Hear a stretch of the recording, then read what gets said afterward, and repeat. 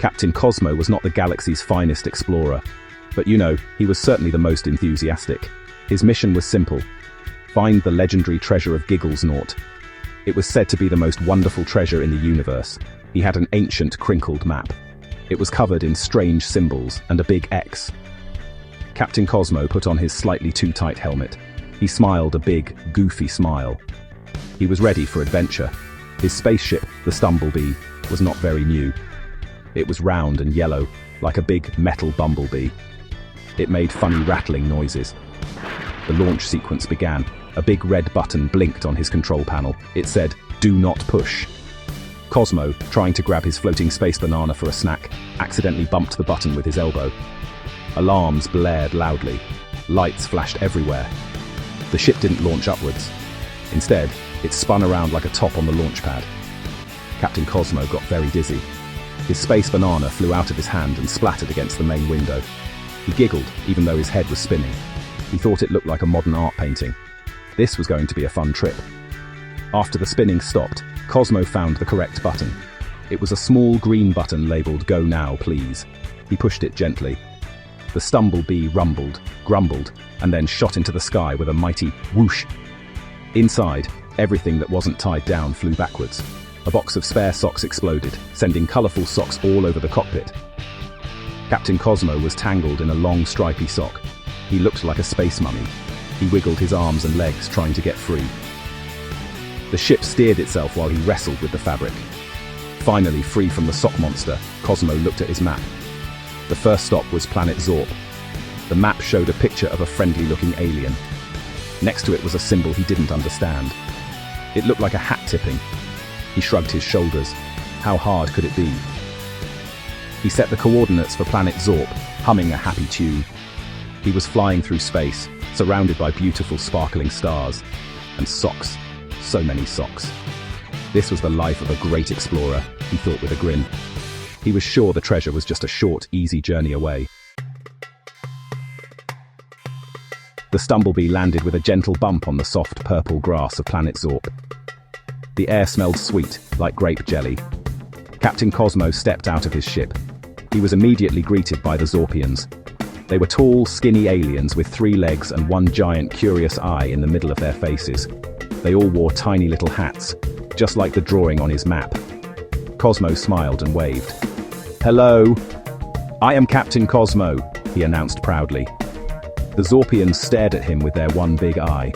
They did not wave back. They just stood there silently. Cosmo thought they might be shy. He decided to show them he was friendly. He remembered the symbol on the map, the tipping hat. He wasn't wearing a hat. So, he grabbed a nearby space helmet cleaning cloth, placed it on his head, and tipped it politely. The Zorpians suddenly burst into action.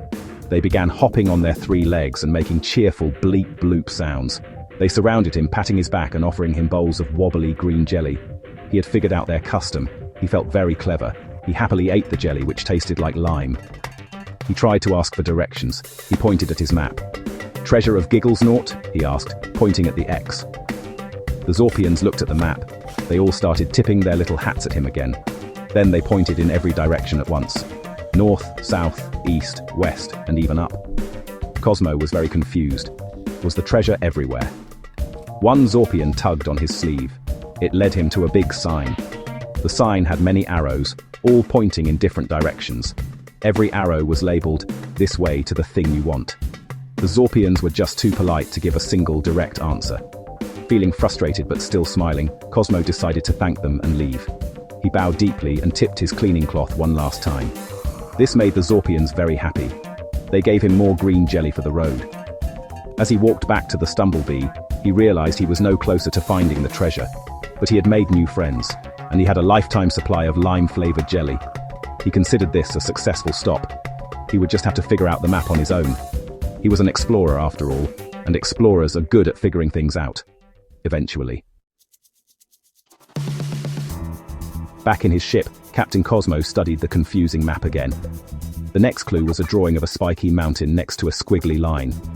He guessed the squiggly line was a river. He found a planet on his star chart that had lots of spiky mountains and rivers. Planet Fluffernutter. He set his course, feeling confident. The journey was short. As he entered the atmosphere, he saw the spiky mountains. But they weren't made of rock. They were made of giant, crunchy biscuits. And the rivers were not water. They were flowing with thick, sticky marshmallow fluff. He landed the Stumblebee near one of the marshmallow rivers. He needed to cross it to get to the biggest biscuit mountain, where the X must be. He looked around for a bridge. There was no bridge. He looked in his ship for supplies. He found an emergency inflatable raft. Perfect. He pulled it out and started to inflate it. But the pump was old. Instead of air, it shot out a cloud of glitter. The raft was now sparkly, but it was still flat. Cosmo sighed. He looked at the sticky river, then at his feet. He had an idea. It was a silly idea, but it might just work. He went back into his ship and put on his biggest, clumsiest space boots. He took a running start and tried to jump over the river. He did not make it. He landed right in the middle with a giant sploosh. The marshmallow fluff was incredibly sticky. He was stuck. He tried to lift one leg, but it was glued down. He tried to lift the other, but it was also glued down. He was trapped in a river of marshmallow. He wiggled and wobbled, but he only sank deeper. He looked like a person stuck in a giant dessert. Just when he thought he'd be stuck forever, he remembered the box of biscuits he saw earlier. The biscuits were crunchy and not sticky. He reached into his pocket, where he had saved one for a snack. It was a big, round biscuit. He threw it into the river in front of him. It floated. He threw another and another.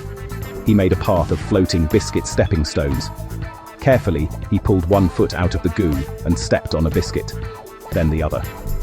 He slowly and stickily made his way to the other side, leaving a trail of biscuits behind him.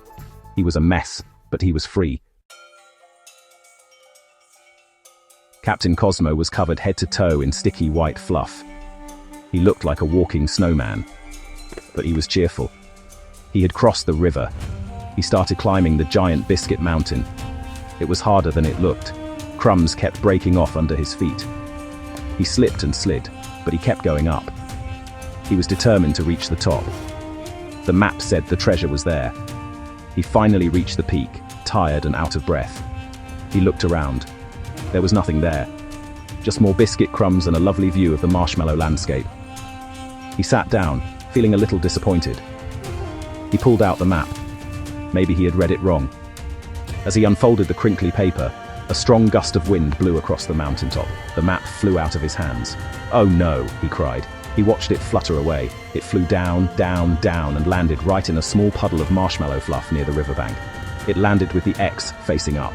The sticky fluff started to soak into the old paper. And then, something strange happened. The ink on the X began to dissolve. Curious, Cosmo carefully climbed back down the biscuit mountain. He walked over to the marshmallow puddle where his map was now a soggy mess. He knelt down to look closer. The X was completely gone, but the marshmallow fluff where the X had been was now bubbling and changing color. It turned from white to a shimmering rainbow swirl. It smelled amazing, like chocolate and strawberries and birthday cake all at once. He dipped his finger in the rainbow goo and tasted it. It was the most delicious thing he had ever eaten. He laughed out loud. The treasure of Gigglesnort wasn't gold or jewels. It was a recipe. The X was made of a special edible ink that reacted with marshmallow fluff. The treasure was this incredible, magical, delicious goo. He had found it completely by accident. He scooped the rainbow treasure into his empty jelly jars. He was a sticky, crumb-covered mess, but he was the happiest explorer in the galaxy. With his jars full of treasure and a big smile on his face, Captain Cosmo boarded the Stumblebee, ready for his next clumsy adventure.